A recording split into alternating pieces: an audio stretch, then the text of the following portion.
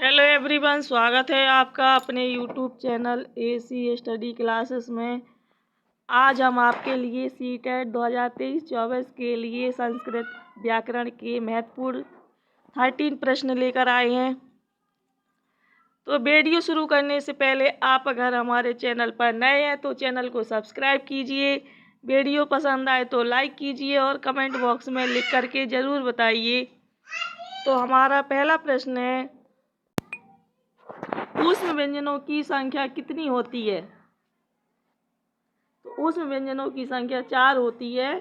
कौन कौन सी होते हैं? श, श, श और हा। अगला प्रश्न है, जिन वर्णों के उच्चारण में वायु की रगड़ से उत्पन्न होती है वे क्या कहलाते हैं? तो वे ऊष्म व्यंजन कहलाते हैं। प्रत्याहारों की संख्या कितनी होती है? तो इन प्रत्याहारों की संख्या 42 होती है। अगला प्रश्न है,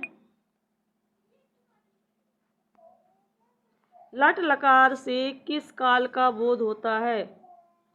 तो लट लकार से वर्तमान काल का बोध होता है। वर्तमान काल क्या कहलाता है? जो समय अभी चल रहा है, जैसे मैं खाना खा रहा हूँ, जा रहा हूँ, तो ये सभी क्या है? वर्तमान काल।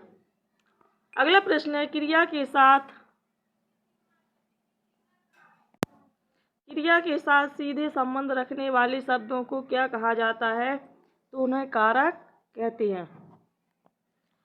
अगला प्रश्न है, संस्कृत में कारक कितने प्रकार के होते हैं? तो ये 6 प्रकार के होते हैं। और हिंदी में कितने होते हैं? तो हिंदी में 8 प्रकार के होते हैं और संस्कृत में 6 प्रकार के। कर्ता कारक, कर्म कारक, करण कारक, संप्रदान कारक, अपादान कारक, अधिकरण, संबोधन, ये सभी क्या है? कारक हैं। अगला प्रश्न है, कर्ता कारक में कौन सी विभक्ति प्रयोग होती है? तो कर्ता कारक में प्रथमा विभक्ति प्रयोग होती है और इसका चिन्ह क्या होता है? तो ने होता है, ने, कर्ता ने। जैसे राम ने खाना खाया, ये सभी क्या है? कर्ता कारक के उदाहरण है। अगला प्रश्न है, कर्म कारक में कौन सी विभक्ति प्रयुक्त होती है? तो कर्म कारक में द्वितीय विभक्ति प्रयुक्त होती है और कर्म कारक का चिन्ह क्या होता है? को होता है, को। अगला प्रश्न है, अधिकरण कारक में कौन सी विभक्ति प्रयुक्त होती है? तो अधिकरण कारक में कौन सी विभक्ति? इसमें सप्तमी विभक्ति होती है। और अधिकरण कारक का चिन्ह क्या होता है? तो ये होता है मैं, पे, पर। मैं, पे, पर। जैसे छत पर कौवा बैठा है, डाल पर चिड़िया बैठी है। इस प्रकार से ये किसकी? अधिकरण कारक की। अधिकरण का मतलब होता है आधार, जिसमें आधार प्रकट हो, उसमें अधिकरण कारक होता है। अगला प्रश्न है, अधिकरण कारक का चिन्ह हमने बताया अभी, मैं, पर, पे। अगला प्रश्न है, संप्रदान कारक का कारक चिन्ह लिखिए। तो संप्रदान कारक का चिन्ह क्या होता है? के लिए या को होता है इसका। अगला प्रश्न है, कर्मवाच्य में किस प्रकार की क्रियाओं का प्रयोग होता है? तो कर्मवाच्य में केवल सकर्मक क्रियाओं का प्रयोग होता है। अगला प्रश्न है, भाववाच्य में इस प्रकार की क्रियाओं के वाक होते हैं? भाववाच्य में अकर्मक वाक होते हैं। अगला है, आ, ई, उ, री और लरे, ये किस प्रत्याहार के अंतर्गत आते हैं? तो ये अक प्रत्याहार के अंतर्गत आते हैं। और अभी बताया था कि प्रत्याहारों की संख्या कितनी होती है? ये 42 होते हैं। अगला प्रश्न है, अंतस्थ व्यंजनों की संख्या कितनी होती है? तो अंतस्थ व्यंजनों की संख्या 4 होती है। कौन कौन सी होती है? या, रा, ला और वा। ये चारों क्या होते हैं? अंतस्थ व्यंजन कहलाते हैं। अगला प्रश्न है, संधि के कितने भेद होते हैं? तो संधि के 3 भेद होते हैं। कौन कौन से होते हैं? स्वर संधि, व्यंजन संधि और लुप्त संधि। नहीं, सॉरी, स्वर संधि एक होता है, दूसरा होता है व्यंजन संधि और तीसरा कौन सा होता है? विसर्ग संधि।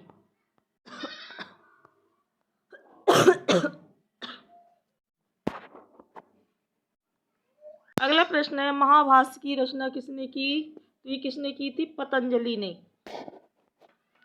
अगला प्रश्न है, त्रिपादी महाभाष्य दीपिका की रचना किसने की है? तो ये की थी भर्तृहरि। भर्तृहरि नहीं है, भर्तृहरि। अगला प्रश्न है, सिद्धांत कौमुदी की रचना किसके द्वारा की गई थी? तो ये भट्टोजी दीक्षित के द्वारा की गई थी। अगला प्रश्न है, अभिज्ञान शाकुंतलम किसकी रचना है? ये किसकी है? कालिदास की रचना है। ये इनका क्या है? एक नाटक है कालिदास का, बहुत प्रसिद्ध नाटक है। अगला प्रश्न है, लघु सिद्धांत कौमुदी किसकी रचना है? तो ये किसकी रचना है? ये वरदराज की रचना है। अगला प्रश्न है, भारत का सबसे प्राचीन धर्म ग्रंथ क्या है? वेद। वेदों की संख्या कितनी होती है? 4। कौन कौन सी होती है? ऋग्वेद, यजुर्वेद, सामवेद और अथर्ववेद। ये चारों क्या है? वेद है। अगला प्रश्न है, कर्तवाच्य किस प्रकार की क्रियाओं के वाक्य होते हैं? तो कर्तवाच्य में सकर्मक और अकर्मक दोनों प्रकार के होते हैं। अगला प्रश्न है, 10 कुमार चरित्र की रचना किसने की? तो 10 कुमार चरित्र की रचना दंडी ने की थी। अगला प्रश्न है, सबसे प्राचीन वेद कौन सा है? तो ये कौन सा है? ऋग्वेद है। अगला प्रश्न है, प्रसिद्ध गायत्री मंत्र किस वेद में है? तो ये किस वेद में है? ये ऋग्वेद में है। अगला प्रश्न है, लंग लकार किस काल को दर्शाता है? तो लंग लकार भूतकाल को दर्शाता है। अगला प्रश्न है, संस्कृत में कितने वाच्य होते हैं? तो संस्कृत में 3 वाच्य होते हैं। कौन कौन सी होती हैं? कर्तवाच्य, कर्मवाच्य और भाववाच्य। अगला प्रश्न है, संस्कृत भाषा व्याकरण की प्रथम पुस्तक कौन सी है? ये अष्टाध्यायी। अगला प्रश्न है, अष्टाध्यायी की लेखक कौन है? तो ये पाणिनि को माना जाता है। तो गाइस, ये संस्कृत व्याकरण के टॉप 13 प्रश्न थे। अगर वीडियो पसंद आए तो लाइक कीजिए, और हाँ, वीडियो कैसा लगा कमेंट बॉक्स में अपने सुझाव लिख करके ज़रूर बताइए। चैनल को सब्सक्राइब करना ना भूलिए। धन्यवाद।